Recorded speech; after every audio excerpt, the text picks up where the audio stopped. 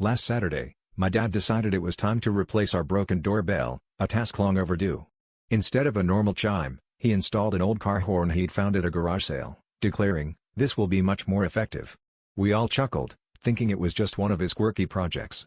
But come Monday morning, the mailman approached our door with his usual stack of letters, blissfully unaware of the impending auditory assault. As he pressed the button, the horn blared with such intensity that it sent our neighbor's cat scurrying up a tree.